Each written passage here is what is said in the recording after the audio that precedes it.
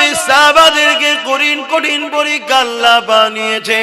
সেই সাহাবাদের মধ্যে থেকে এক সাহাবীর নাম বলি, হযরতে খাব্বাব রাদিয়াল্লাহু তাআলা।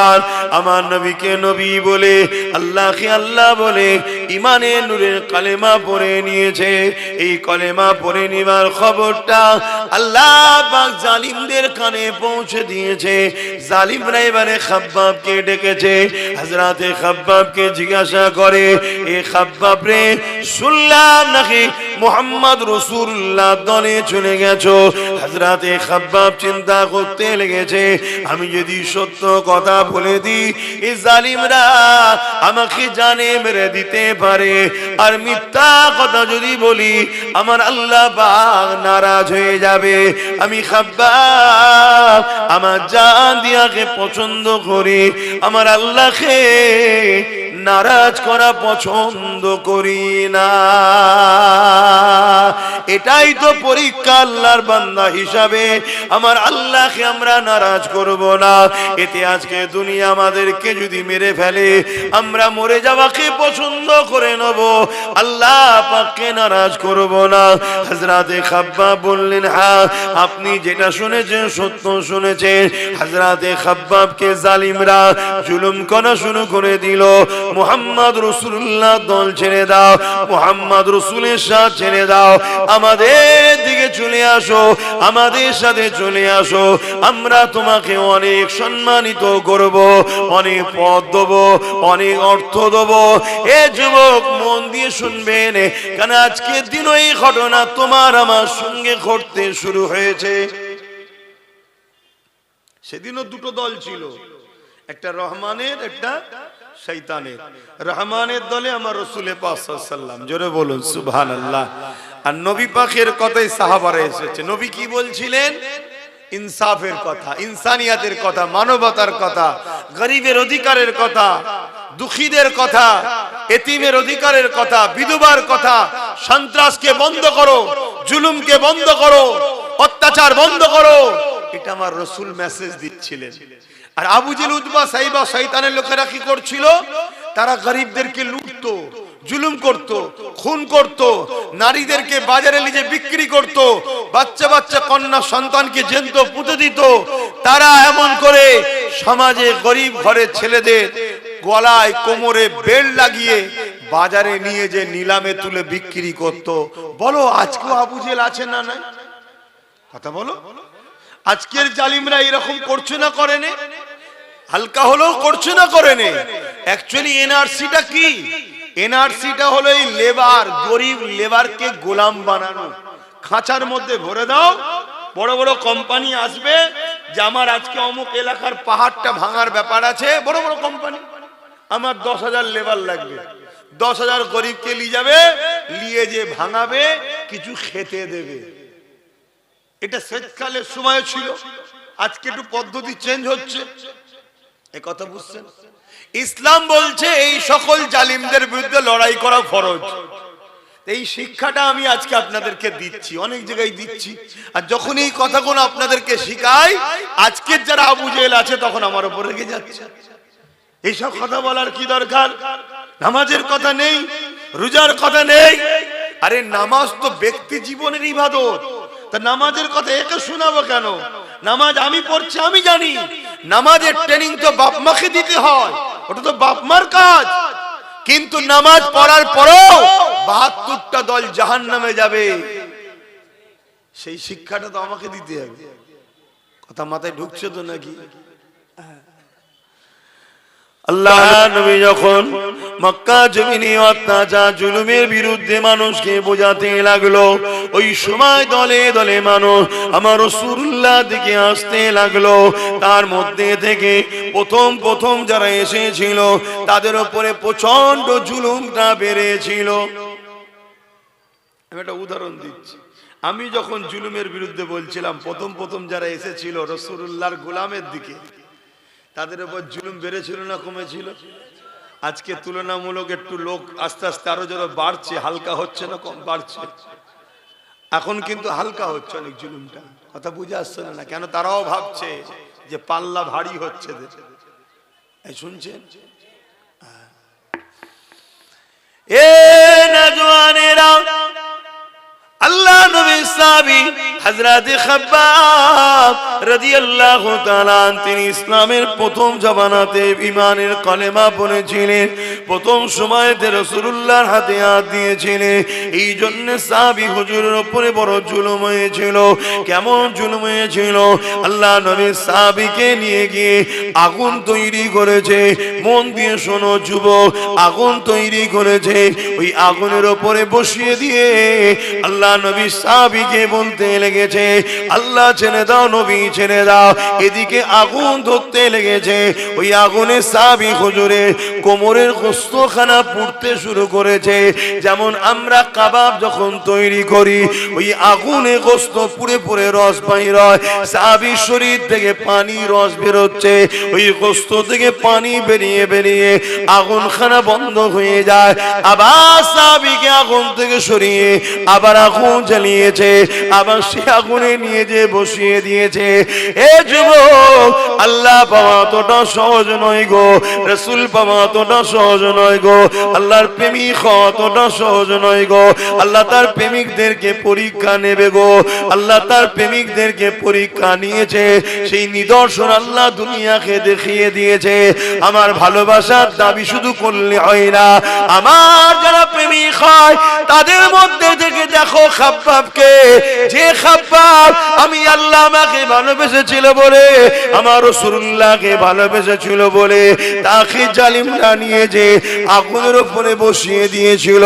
ওই আগুনের কষ্ট পড়তে পড়তে পড়তে বারবার আগুন বন্ধ হয়ে যায়, আবার আগুন ধরায়, আবার বসানো হয়, আর বারবার বলা হয়, এ খাব্বাব আল্লাহ রাসূলকে ছেড়ে দাও।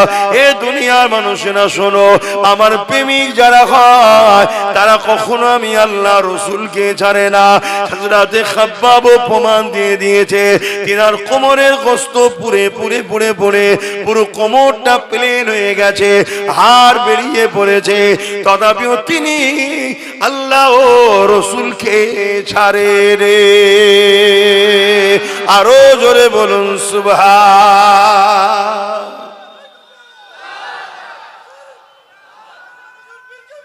আল্লাহু আকবার। আল্লাহ প্রেমিক তো এরকমই হয়। শুনছো, আমাদের ঈমান এত আছে তো, আল্লাহ না আমাকে এত কঠিন পরীক্ষা লাই, আমি তো আল্লাহর কাছে ভিক্ষা চাই, খোদা এত কঠিন পরীক্ষা নেবেন না। কেন আমরা দুর্বল, সামান্য পরীক্ষাতেই আমরা পাচ্ছি না। একটু গরিব করেছে আল্লাহ, গরিব। শুনছেন, একটা ঘর দেবে বলেছে, ঘর, ওই ঘরটার লোভেতেই ইসলামের দুশমনদের সঙ্গে দল করতে শুরু করে দিয়েছে। তাহলে চিন্তা করা, আমার মা বোনেরা, আল্লাহ অভাব দেয়নি, তারপরেও দেখো 1500 টাকাতে দেখো ইসলাম বিদ্বেষীদের সঙ্গে দল শুরু করে দিয়েছে। এ নওজওয়ানেরা, আজ আমাদেরকে অনেকে বলে, অনেকে তোমাকে আমাকে শোনায়, হুজুরের ছেলে আসবে কেন সে রাজনীতির বিরুদ্ধে বলবে। শোনো, মনে রেখে দাও, প্রত্যেকটা নবী আলাইহিস সালাম গণেরা জালিম শাসকদের বিরুদ্ধে লড়েছে। তাই যারা ন্যায় পরায়ণ শাসক হবে, ইনসাফ পরায়ণ শাসক হবে, মানবতা প্রেমিক শাসক হবে, গরিব দরদি শাসক হবে, তাদের বিরুদ্ধে আমাদের কোনো কথা নাই, তাদেরকে সাপোর্ট করার নাম হলো ইসলাম। কিন্তু কোন শাসক যদি ক্ষমতার জোর দেখিয়ে মানুষকে শোষণ করে, কোন শাসক যদি ক্ষমতার জোর দেখিয়ে মানুষের নামে মিথ্যা মিথ্যা মামলা দেয়, কোন শাসক যদি ক্ষমতার জোর দেখিয়ে কারো ধর্মের স্থানকে ভাঙতে চায়, কোন শাসক যদি ক্ষমতার জোর দেখিয়ে মানুষকে কৃতদাস গোলাম বানাতে যায়, এই শাসকটা হলো আজকে দিনের ফেরাউন, সেই শাসকটা হলো আজকে দিনের নমরুদ, সেই শাসকটা হলো আজকে দিনের এজিদ, সেই শাসকটা হলো আজকে দিনের আবু জেহেল। এ উম্মতে মুহাম্মাদি, যদি সত্যি তুমি আমি ইসলামের মাননেওয়ালা হয়, তোমার আমার জন্য জন্য আজকে দিনে এই রকম কোন জালিম শাসক যদি থাকে তার বিরুদ্ধে লড়াই করা তোমার আমার জন্য ইসলাম ফরজ করে দিয়েছে। ইসলামকে বোঝো। ইসলাম ওই শুধু দাড়ি টুপি নামাজ রোজা ধর্মর নাম নয়। অনেকে মনে করে ইসলামে শুধু দাড়ি টুপি নামাজ রোজা, দাড়ি টুপি নামাজ রোজা, দাড়ি টুপি নামাজ রোজা, মসজিদ বানাও মাদ্রাসা বানাও। এই ধর্মের নাম শুধু ইসলাম নয়। হ্যাঁ, এগুলো ইসলামের মধ্যে, কিন্তু মনে রেখে দিও ইসলাম দাঁড়িয়ে আছে দুটো পাট্টির উপরে। কুনতুম খায়রা উম্মাতিন উখরিজাত লিন-নাস তা'মুরুনা বিল মা'রুফ ওয়া তানহাউনা আনিল মুনকার। অন্যায়কে, জুলুমকে, অত্যাচারকে, সন্ত্রাসবাদকে, মিথ্যাবাদকে মিটিয়ে দিয়ে ন্যায় প্রতিষ্ঠিত করার নাম হলো ইসলাম। জোরে বলুন সুবহানাল্লাহ। এতগুলো ক্যামেরায় রেকর্ড হচ্ছে আর এতগুলো মানুষ শুনছে। আমার এই কথার মোকাবেলায় কোনো মুফতি মাওলানা এসে বলুক এটা ভুল বলছে, কথা শুনছেন? আপনাদের ঘরে বড় প্ল্যান মাফিক নকল ইসলাম ধরিয়ে দেওয়া হয়েছে। শুধু বলেছে মসজিদে যাও, নামাজ পড়ো, রোজা রাখো, দাড়ি রাখো, হজ করো, টুপি পরো, আল্লাহ আল্লাহ করো, আল্লাহ আল্লাহ করো, জান্নাত যাবে, জান্নাত যাবে। জান্নাত যাবে? আল্লাহর জমিনের উপরে ন্যায়কে প্রতিষ্ঠিত করার জন্য নবীরা শহীদ হয়েছে। বনি ইসরাইল কওমে 70,000 কম বেশি নবী আল্লাহ দিয়েছিল। জুলুমের বিরুদ্ধে বলার জন্য নবীদেরকে সেই জালিমরা শহীদ করে দিয়েছে। আর তুমি আমি ঠান্ডায় কম্বল মুড়ি দিয়ে তসবিহ পরে জান্নাত চলে যাও মনে করছো নাকি? হ্যাঁ, আমার অসুবিধা হচ্ছে, বোঝো বাপ। কেন? জুলুম যখন ভয়ানক হবে তখন তোমার মসজিদ নিরাপদে আর থাকবে না, মাদ্রাসা নিরাপদে আর থাকবে না, তোমার খানকা, আমার দরবার নিরাপদে, তোমার ঘরের মেয়ে, তোমার বোন, তোমার মা আর নিরাপদে থাকবে না। জুলুমকে মিটাবার নাম হলো ইসলাম। আমি তো ইতিহাস তোমাকে শোনাচ্ছি, দেখো হাদিস, তারিখে হাদিস। আল্লাহ নবীর উপরে মক্কার জালিমরা, এ যুবকেরা, তরুণেরা কত অত্যাচার করেছিল। আল্লাহ নবীর দান্দা মোবারককে শহীদ পর্যন্ত করে দিয়েছে। আমার রাসূলুল্লাহকে জালিম, মুশরিক, কাফের, বেঈমান, নিষ্ঠুর পাষাণেরা আমার নবী পাককে তায়েফের জমিনে মেরে রক্তাক্ত করে অজ্ঞান করে দিয়েছিল। এ নবীর উম্মত উম্মতিরা, আল্লাহ নবীর পক্ষে থাকবে বলবে, ন্যায়ের পক্ষে থাকবে বলবে, বাধা হবে না, জুলুম হবে না। কেমন তুমি তাহলে পক্ষে রয়েছো? কেমন তুমি তাহলে ন্যায়ের পক্ষে রয়েছো? আমার আল্লাহ তোমাকে পরীক্ষা নেবে, যেমন বেলাল হুজুরকে পরীক্ষা নিয়েছিল। হযরতে বেলাল গোপনে গোপনে গোপনে গোপনে আমার রাসূলুল্লাহর কাছে এসে ইমানে নূরের কালেমা পড়ে ইসলাম কবুল করে, আল্লাহ নবীর পক্ষে চলে যায়। বেলালের অন্তরে ঈমান রয়েছে, দুনিয়ার কেউ জানে না। বেলালের দুনিয়ার মনিব ছিল উমাইয়া। তখন মানুষ কিনা বেচা হতো, আল্লাহ নবী তো এই দাসত্ব প্রথাকে বন্ধ করে দিয়েছে। এ যুবকেরা, তরুণেরা, উমাইয়ার কানে এমন করে আল্লাহ বেলালের খবর পৌঁছে দিল। বেলালের পরীক্ষা শুরু হয়ে গেল। বেলালকে উমাইয়া ডেকে জিজ্ঞাসা করতে লেগেছে, এ বেলাল, শুনলাম নাকি তুমি আমাদের দল ছেড়ে দিয়ে মুহাম্মদ রাসূলুল্লাহ দলে চলে গেছো। ওই সময় বেলাল চিন্তা করতে লেগেছে, আমি যদি সত্য কথা বলি এ জালিমরা আমাকে মেরে দেবে। আইন বলে কিছু ছিল না, ইনসাফ বলে কিছু ছিল না, মানবতা বলে কিছু ছিল না। আজ তুমি আমি চুপ থাকার দরুন আজও তোমার আমার সমাজ থেকে আইন বলে আর কিছু নেই, মানবতা বলে আর কিছু নেই, ইনসাফ বলে আর কিছু নেই, বিচার বলে আর কিছু নেই। আইনের গলাতে শাসকের জুলুমের বেল্ট পরিয়ে দিয়ে তাকে গলা টিপে রেখে দেওয়া হয়েছে। এর জন্য দোষী তুমি আমি, কেন চুপ থাকার জন্য অন্যায় মাথা চারা দিয়ে দিয়েছে। এ যুবকেরা তৈরি হও, প্রস্তুত হও, জুলুমকে মিটাতে হবে, নাই তোমার আমার বাচ্চারা বাঁচতে পারবে না। তাই বাপ হয়ে সন্ত্রাস মুক্ত সমাজ গড়ো, জুলুম মুক্ত সমাজ গড়ো। তোমার বাচ্চার জন্য একটা ইনসাফ ইনসানিয়াতের সমাজ তৈরি করে রেখে যাও। আজও সময় আছে, তোমার আমার সংখ্যা এখনো অনেক রয়েছে। যদি আজ না জাগো, কাল তুমি জাগবে, কিন্তু আর উপায় থাকবে না। বুঝছেন তোমার কথা? এ নওজোয়ান তরুণীরা, হযরত বিলাল চিন্তা করতে লেগেছে, আমি যদি সত্য কথা বলি জালিম আমাকে মেরে ফেলবে, মিথ্যা কথা যদি বলি আল্লাহ নারাজ হয়ে যাবে। ওই সময় বেলালও বলেছিল আশহাদু আল্লা ইলাহা ইল্লাল্লাহ ওয়া আশহাদু আন্না মুহাম্মাদান আবদুহু ওয়া রাসূলুহু। এই কথা শুনে উমাইয়া রেগে গেল, এও জালিম বেলাল রে, আমি তোমাকে খরিদ করেছি, তুমি আমার কিনা গোলাম, ক্ষমতা এখন আমাদের হাতে, যা খুশি তাই করতে পারি, তোমাকে মেরে ফেলতে পারি। বেলাল, কোনো বিচার তুমি পাবে না, কেউ বাধা দিবা থাকবে না। হযরতে বেলাল বলেছিলেন, আমাকে যিনি বানিয়েছে তিনি আমাকে গরিব করে পরীক্ষা নিচ্ছে, আমাকে কৃতদাস করে পরীক্ষা নিচ্ছে। আর তোমাকেও যিনি বানিয়েছে তোমাকে ক্ষমতা দিয়ে পরীক্ষা নিচ্ছে। তুমি সেই ষোড়শটাকে ভুলে গিয়ে জালিম হয়ে গেলে, সেই ষোড়শটাকে ভুলে গিয়ে অত্যাচারী হয়ে গেলে। আর আমি বেলাল গরিব হতে পারি, আমার মালিক আমার অন্তরে রয়েছে, আমার রসুল আমার অন্তরে রয়েছে।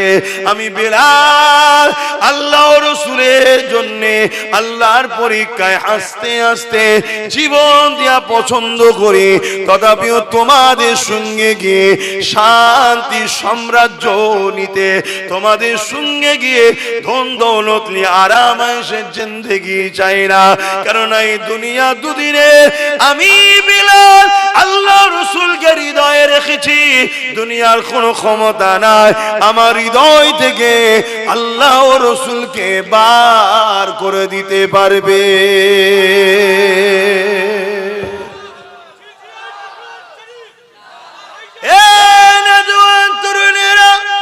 এই কথা যখন জালিম শুনলো, জালিম রেগে লাল হয়ে যায়। বেলালের কোমরে লোহার বেড়ি পরালো, পায়ে বেড়ি পরালো, কোমরে রশি দিয়ে বাঁধলো, গলায় বেল পরিয়ে নিল। যেমন করে গৃহপালিত পশুগুলোকে টেনে টেনে নিয়ে যাওয়া হয়। আরে গরিব বেলাল, হাফসি দেশের বেলাল, আমার রাসূলুল্লাহ দিওয়ানা, আল্লাহর দিওয়ানা, তাকে এইভাবে টেনে টেনে নিয়ে গিয়ে মক্কার বাজারে হাজির করলো। ভিড় জড়ো হয়ে গেল, ভিড়ের সামনে লোহাকে আগুনে দিয়ে গরম করে বেলালের ঠোঁটে মুখে ছ্যাঁকা দিতে লেগেছে। যে ছ্যাঁকার জন্যে বেলালের ঠোঁট ফেটে গিয়েছিল, ঠোঁট পুড়ে গিয়েছিল, তাই হযরতে বেলাল তুতলা হয়ে গিয়েছিল। বেলালের ঠোঁটগুলো জীবগুলোকে পোড়াতে লেগেছে। এই অবস্থা তো বেলাল এই জবান দিয়ে বলতে লেগেছে লা ইলাহা ইল্লাল্লাহ মুহাম্মাদুর রাসূলুল্লাহ। এ যুবক, মন দিয়ে শোনো, এখন পাপ তোমার কোমর পর্যন্ত উঠেছে। এখানেই যদি তুমি দাবিয়ে পায়ের তলায় নামাতে না পারো, এই পাপ আগামী দিন তোমার বুক পর্যন্ত উঠবে, এই পাপ আগামী দিন গলা পর্যন্ত উঠবে। একটা দিন আসবে এই জালিম শাসকরা তাদের প্রশাসন দিয়ে তোমাদের ঘরের কোরআনকে ব্যান করবে। এই জালিম শাসকরা একটা দিন আসবে প্রশাসন দিয়ে তোমাদের বাড়ির মেয়েদেরকে উঠিয়ে নিয়ে যাবে, বাজারে তাদেরকে নিলামে তোলা হবে। একটা দিন আসবে এই প্রশাসন দিয়ে এই জালিম শাসকরা তোমার আমাকে জোর করে বলবে আল্লাহ ছেড়ে দে, নবী ছেড়ে দে। তুমি এখন ভাবছো তারা না ভাই আমার মসজিদ নিচ্ছে, আমি আমার ঘরে নামাজ পড়ে নেব। এদের লক্ষ্য তোমার মসজিদ মাদ্রাসা লিবা নয়, এদের লক্ষ্য হলো তোমাদেরকে মেরে দেওয়া, তোমাদেরকে শেষ করে দেওয়া। তার প্রথম পেহচানটাকে এরা মিটাতে লেগেছে, তারপরে তোমাদেরকে টার্গেট করবে। কারণ এরা জানে যতদিন তোমার আমার মধ্যে আল্লাহ রসুলের মহব্বত আছে, এদের অন্যায় সাম্রাজ্য টিকে থাকতে পারবে না। এরা যে ফেরাউনের মতো আজও খোদা হতে চাইছে, নমরুদের মতো আজ এরা খোদা হতে চাইছে। এরা গরিব অসহায় দুঃখী অন্য ধর্মের মানুষকে তো কৃতদাস দাসী বানিয়ে দিয়েছে, কিন্তু উম্মতে মুহাম্মাদি তোমাকে আমাকে কিন্তু কৃতদাস বানাতে পারেনি। তাই এরা যেমন করে হোক তোমাকে আমাকে মিটিয়ে দিবার চেষ্টা করছে। সেদিন বেলাল হুজুরের ওপরে মক্কার বাজারেতে নানা দিক দিয়ে অত্যাচার শুরু হয়েছে। কেউ পাথর ছুঁড়ে মারে, কেউ রড দিয়ে মারে, কেউ বেরি দিয়ে মারে, এমন করে চারিদিক থেকে বেলালকে মারে। আরে কেন মারিস রে? কি করেছে রে? বেলাল কি চুরি করেছে? না চুরি করেনি। খুন করেছে? না করেনি। কেন তাহলে মারিস? বেলালের অপরাধ কি? রেপ করেছে? না করেনি। তাহলে কি অপরাধ করেছে? বেলাল মুহাম্মদ রাসূলুল্লাহর সাথে চলে গেছে। কে মুহাম্মদ রাসূলুল্লাহ? ইনসাফের নাম, ইনসানিয়াতের নাম, মানবতার নাম, প্রেমের নাম, অধিকারের নাম, সর্বধর্মের মানুষের পক্ষে লড়াই করা ব্যক্তির নাম হলো মুহাম্মদ রাসূলুল্লাহ। সেই মুহাম্মদ রাসূলের দিকে চলে গেছে, এই জন্য বেলালকে মারা হতে লেগেছে। এ যুবকেরা, আজকে দিনও রেপিস্টকে গলায় ফুলের মালা দেওয়া হয়, আর সায়েন্টিস্টদের ঘরে জেলে ভরা হয়। আজকে দিনের খুনিদের ঘরে নেতা বানানো হয়, আর শিক্ষকদের ঘরে মেরে জেলে ভরা হয়। আজকে দিনও এ যুবকেরা, তরুণেরা, দেশদ্রোহীদের ঘরে ফুলের মালা দেওয়া হয়, আর দেশপ্রেমিকদের ঘরে আতঙ্কবাদী বলে জেলে ভরা হয়। হাওয়া কিন্তু বুঝতে হবে, হাওয়া যদি না বুঝতে পারো তাহলে কঠিন বিপদ যখন এসে যাবে তখন আর কিছু করা থাকবে না। তাই তোমাকে আমি উম্মতে মুহাম্মাদি হিসাবে তোমাদেরকে বুঝিয়ে দিয়ে যাই, পরিবর্তন হও, দিন থেকে শিক্ষা নাও, রাসূল থেকে শিক্ষা নাও, ইসলাম থেকে শিক্ষা নাও, যুগে যুগের ইতিহাস থেকে শিক্ষা নাও। হযরত বেলালের উপরে এত জুলুম হয়েছে, কিন্তু তথাপিও বেলাল আল্লাহ রাসূল ছেড়ে দেয়নি। আরো জোরে বলুন সুবহান।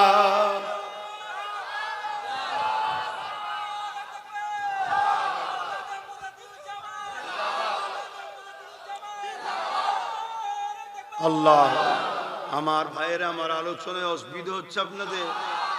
শুধু মনে হয় না এত সব রয়েছে, কেউ কিছু বলছে না। এই ছেলেটা যেখানেই আসে শুধু এসব কথা বলে, এসব কথা বলে, এসব কথা বলে। দেখেন, অনেকে বলতে চায় কিন্তু তারা বিভিন্ন কারণে হয়তো বলতে পারে না। কথা বুঝে আসছে? কিন্তু আমার আলোচনার বিরোধী কি কেউ করে? হাতে গোনা কিছু লোক ছাড়া বিরোধী করে না। যারা বিরোধী করে, খেয়াল করে দেখুন, তারা আজকে জালিম শাসকদের সঙ্গে মুখে মুখ দিয়ে কথা বলে। তাই তারা বিরোধী করার পিছনে কারণ হলো শাসকের থেকে তুলা পায়, টাকা পায়, ভাতা পায়, মাল পায়, এজন্য তারা বলে। না হয় যে কথাগুলো আমি আপনাদের শেখাচ্ছি, বুঝাচ্ছি, জানাচ্ছি, এটা অতি হাকিকাত, অতি বাস্তব কথা বলছি। প্রথমে একটা ফুসকুড়ি হয়, আপনি ভাবলেন ফুসকুড়ি তো একটু চুলকে দিলেন, কি? তারপরে সেটা দেখবেন একটু বড় আকার লায়, একটু লাল টাইপের হয়, একটু ভেতরে কি সাদা মতো জমছে, আপনি সেটাকে টিপে বার করে দিলেন, আবার একটু বড় আকার লায়। তারপরে বলছে, ডাক্তার বলছে এটা ফোড়া মনে হচ্ছে, হতে পারে, ঠিক আছে গরম পানিতে বরিক করো। আবার গরম পানিতে বরিক করছেন, নানা রকম জিনিস বেরোচ্ছে, কিন্তু আস্তে আস্তে ওর বার কিন্তু কমছে না, এলাকা বড় নিচ্ছে। লাস্টে যখন ডাক্তারের কাছে যান তখন ডাক্তার বলে এ তো জন্ডিস, ক্যান্সার হয়ে গেছে। শুনছেন কি বলছে? তা চুলকোতে খুব ভালো লাগে, কিন্তু ওই চুলকোনায় একদিন ক্যান্সারে পৌঁছে দেয়। তা ফুসকুড়ি থেকেই ট্রিটমেন্ট করতে হবে।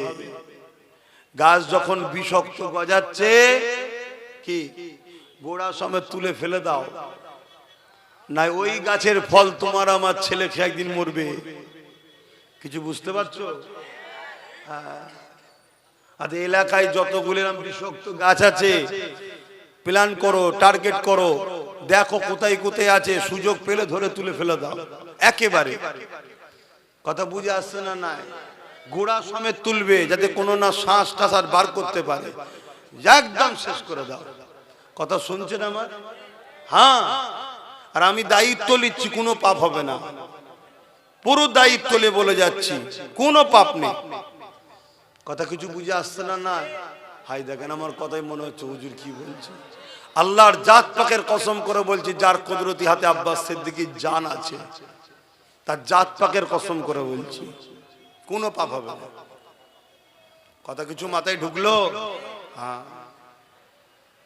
কেন ঘরে মে আগ লাগি হ্যায় ঘর কি চারাক সে, ঘরে আগুন লেগেছে কিসে? ঘরে যে বাতিটা জ্বলছিল তাতে। আজ আমার ধর্মের ক্ষতি আমার কওমের ভেতরের গাদ্দারদের জন্যই হচ্ছে। কথা কিছু বুঝছেন না? বুঝেন কি গো, বুঝেন তো নাকি? এ কথা বলতে গেলে আবার মেজ হুজুরের একটা কথা মনে পড়ে যায়, এটা বলি নাকি? না আবার অসুবিধা আছে? কি গো মুরব্বী কি বলছো, অসুবিধা আছে? মেজ হুজুর পীর কেবলা বাংলাদেশে জলসায় গেছে, বাংলাদেশে তো ঠান্ডা বেশি, তো তাল মিশরি নিয়ে যেতেন। তাল মিশরি খেলে খুব খুসখুস করে কাশি গলে না, তাল মিশরি খেলে ভালো হয়ে যায়। এখন আর সেগুলো আছে কি জানি না, আগে সব অরিজিনাল পাওয়া যেত, এখন সব ভেজাল।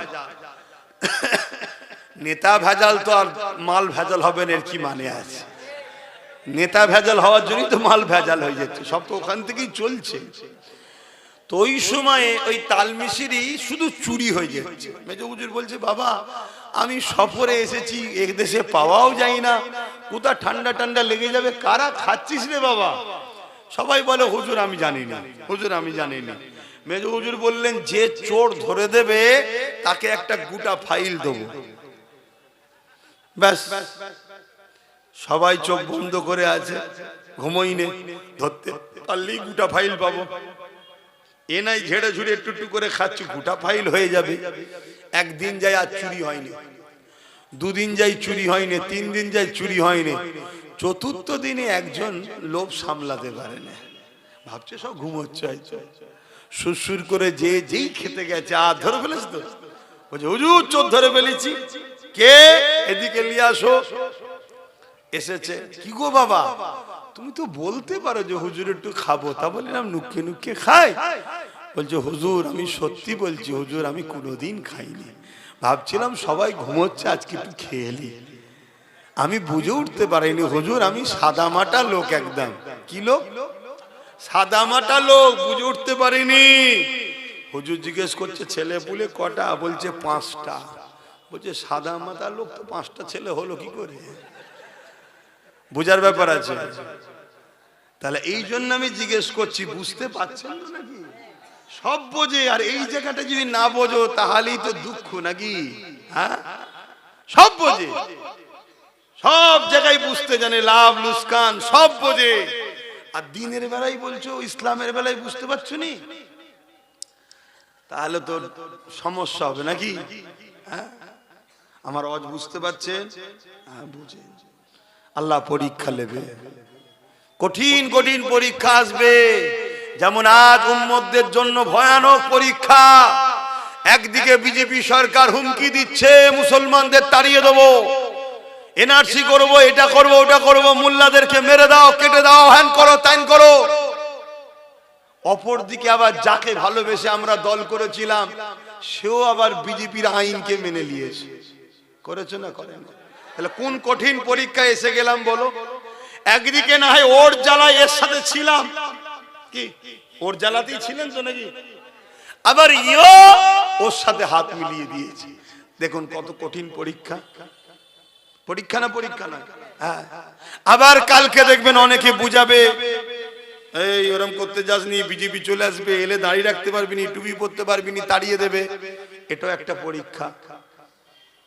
কত কঠিন কঠিন পরীক্ষায় আমরা পড়ে যাচ্ছি দেখছেন। এ সব পরীক্ষা আল্লাহ। এবারে ওই বান্দা কামিয়াবি হবে যে বান্দার মাথায় এটা যাবে, আমরা বিজেপিকেও ভয় করি না, এর উপরও আশা করি না, আমরা ভয় করি আল্লাহকে, সাহায্য চাই আল্লাহর কাছে। জোরে বলুন সুবহানাল্লাহ। ওই বান্দা দুনিয়াতেও কামিয়াবি হয়ে যাবে, আখিরাতেও কামিয়াবি হয়ে যাবে। জোরে বলুন সুবহানাল্লাহ। কথা বুঝে আসছে তো নাকি? কিন্তু সেই ঈমান আমরা রাখতে পারবো? আমরা তো ধৈর্যরা হয়ে যাব। এমন ভাবে আমাদের ব্রেনকে ওয়াশ করা হবে। কোথা থেকে? দেখা যাবে মসজিদ থেকে ব্রেন ওয়াশ হচ্ছে। এমন ভাবে ওয়াশ হবে কোথা থেকে? বড় বড় সব দরবার থেকে ওয়াশ হবে। আপনি ভাববেন কি করা যায়, কি করা যায়। হায় হায় হায়। এজন্যই তো আল্লাহ নবী বলেছেন আখিরি জামানা আমার উম্মত উম্মতিদেরকে যেন 1400 হিজরি দেখতে না হয়। কেন? আমার উম্মত উম্মতিরে আখিরি জামানায় এত ফিতনা হবে, এত ফাসাদ হবে, হাতে তালুতে আগুন রাখা থেকেও ঈমান বাঁচানো বড় কষ্ট হবে। হাতের তালুতে আগুন রাখতে পারবেন? এর থেকেও কষ্ট ঈমান বাঁচানো। তাহলে কি হবে? এ নওজোয়ান তরুণেরা, একদিকে যদি আমরা কেন্দ্র সরকারের দিকে যাই তাও আমাদের ঈমান চলে যাবে। কেননা সে জালিম আমার মসজিদ মাদ্রাসার বিরুদ্ধে ওয়াকফ কালাকানুন তৈরি করেছে, অর্থাৎ সেই ইসলামের বিরুদ্ধে, মসজিদ মাদ্রাসার বিরুদ্ধে। তার দিকে কোনো মুসলমান যদি যায় সেখানেও ঈমান চলে যাবে। অপর দিকে আজ আমরা কোন দিকে যাব? এই রাজ্য সরকার সেও কেন্দ্র সরকারের আইনকে মেনে নিয়েছে না লাইনে। আল্লাহ নবী জানিয়ে দিলেন মুসলিম শরীফের হাদিস, অন্যায় দেখলে হাত দিয়ে রাখো, যদি হাত দিয়ে রুখতে না পারো মুখ দিয়ে প্রতিবাদ করো, যদি মুখ দিয়ে প্রতিবাদ করতে না পারো অন্তর থেকে ঘৃণা করে দূরে সরে যাও। অন্তর থেকে ঘৃণা করে যারা দূরে সরে যাবে তাদের মধ্যে ঈমান আছে, কিন্তু ঈমানটা হলো বড় দুর্বল। বুঝতে পারছেন? তাহলে অন্যায় দেখলে মুসলমান ইমানদারের জন্য 3টে নমুনা যেন পাওয়া যায়। 3টের মধ্যে কোনটা যদি নমুনা না থাকে ওই মুসলিম নরনারীর ঈমান নাই। আর যার ঈমান নাই সে কবর থেকে শুরু করে প্রতিটা মঞ্জিলে আযাব আযাব আযাব আযাব, শত শেষে সারা জীবনের জন্য জাহান্নাম। আর ঈমান যদি থাকে, পৃথিবী পরিমাণ যদি গুনাহ করে ফেলে, আযাব খেটে খেটে খেটে খেটে একদিন না একদিন জান্নাত যাবে। তাহলে ঈমানের প্রয়োজন আছে না নাই? কিন্তু রাসূল বলছেন অন্যায় দেখলে হাত দিয়ে রুখে দাও। যদি হাত দিয়ে রোকার ক্ষমতা তোমার না থাকে মুখ দিয়ে প্রতিবাদ করো। মুখ দিয়ে যদি প্রতিবাদ করার ক্ষমতা না থাকে তাহলে অন্তর থেকে ঘৃণা করে দূরে সরে যাও। তাও যদি না করে তুমি অন্যায়ের সঙ্গে সাথ দাও, রাসূলুল্লাহর হাদিস অনুযায়ী তোমার ঈমান নাই। শুনছেন তো নাকি?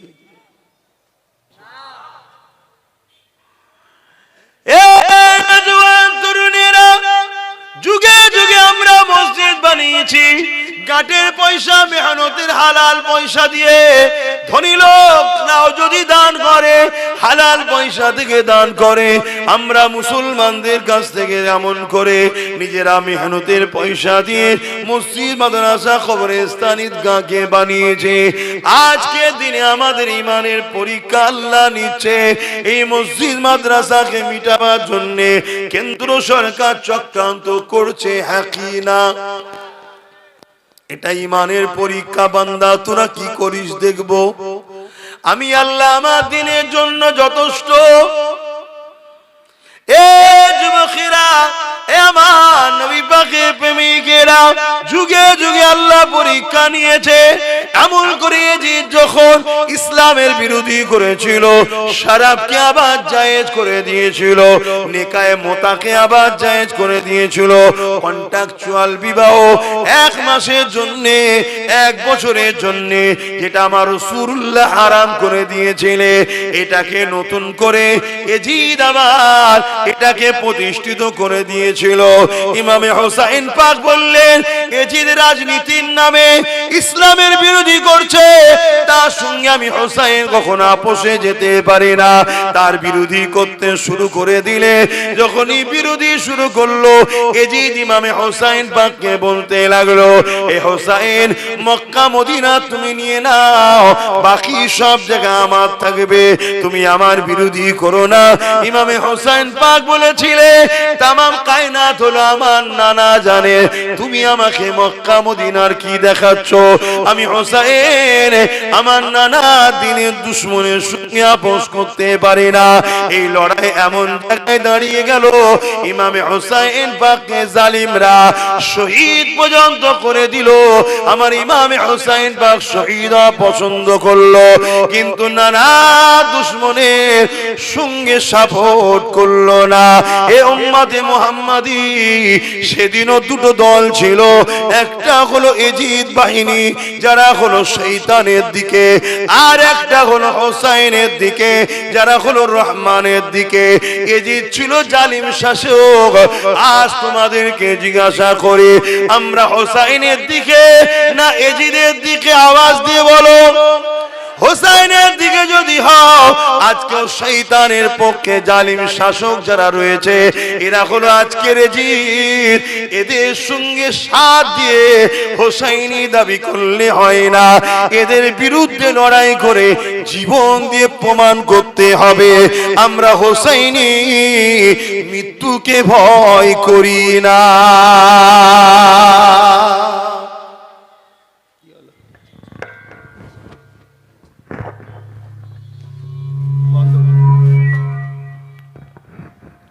दुरूद शरीफ अल्लाहुम्मा सल्ली अला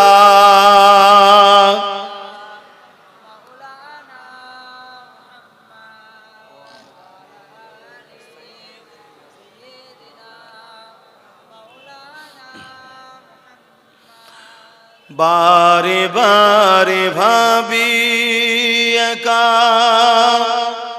বসে নিরালাই রে, পাখি গুলি উড়ে যেতাম সোনার মদিনায় রে, সোনার মদিনায় রে। বুলবুলিরা কোথা যাও, উড়ে যাও কোথায় রে, আমার সালাম পৌঁছে দিও নবীজি রওজায় রে, নবীজি রওজায় রে। বারে বারে ভাবি একা বসে নিরালাই রে, পাখি হলে উড়ে যেতাম সোনার মদিনায় রে, সোনার মদিনায় রে। রহম করো ও গো আল্লাহ, ও দয়াময় রে, পাই জানো নবীর সাবাত, নবী মুস্তাফায় রে, নবী মুস্তাফায় রে। বারে বারে ভাবি একা বসে নিরালাই রে, পাখি হলে উড়ে যেতাম সোনার মদিনায় রে, সোনার মদিনায় রে। আল্লাহুম্মা সাল্লি আলা